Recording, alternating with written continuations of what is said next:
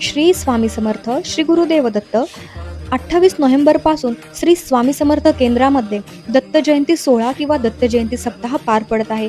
त्यानिमित्त खूप सेवेकरी गुरुचरित्र पारायणाला बसलेले आहेत. काही सेवेकरी आपापल्या घरी गुरुचरित्र पारायणाला बसलेले आहेत, पण काही अडचणीमुळे काही सेवेकरी पारायणाला नाही बसू शकलेले आहेत. तर मनात खंत नका वाटू देऊ. आपल्याकडे श्री दत्त महाराजांची उच्च कोटीची सेवा आहे.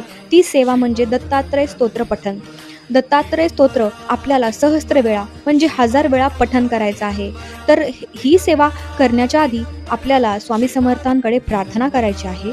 आणि ही दत्तात्रय स्तोत्र तुम्हाला नित्यसेवेमध्ये अवेलेबल मिळेल. जर तुमच्याकडे नित्यसेवा नसेल तर कोणत्याही जवळच्या स्वामी समर्थ केंद्रामध्ये तुम्हाला नित्यसेवा मिळून जाईल. दत्तात्रय स्तोत्र पठण करण्याआधी तुम्हाला संकल्प करायचा आहे. संकल्पामध्ये तुम्हाला आपल्या हातामध्ये पाणी घेऊन त्यामध्ये हळद, कुंकू, अक्षता घेऊन ते पाणी आपल्या हातात ठेवून आपली इच्छा स्वामींपुढे मांडायची आहे. विनियोग करून ते पाणी आपल्याला एका तामणात किंवा एका प्लेटमध्ये सोडायचं आहे. त्यानंतर 3 वेळा हातामध्ये पाणी घेऊन पाणी सोडायचं आहे व आपला संकल्प पूर्ण करायचा आहे.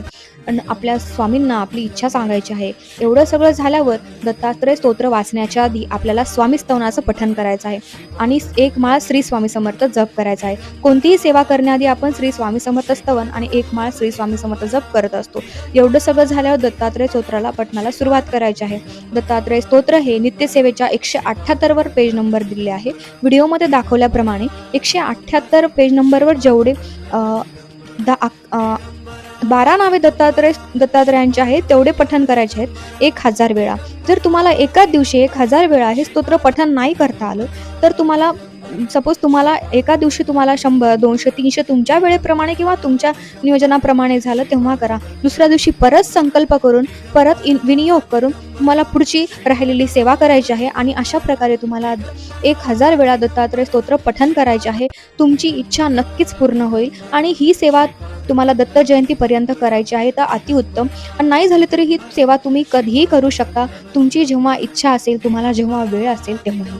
आणि शेवटी तुम्हाला तुमच्या सेवेचं फळ मिळो, तुमच्या पूर्ण इच्छा पूर्ण हो. मी ईश्वर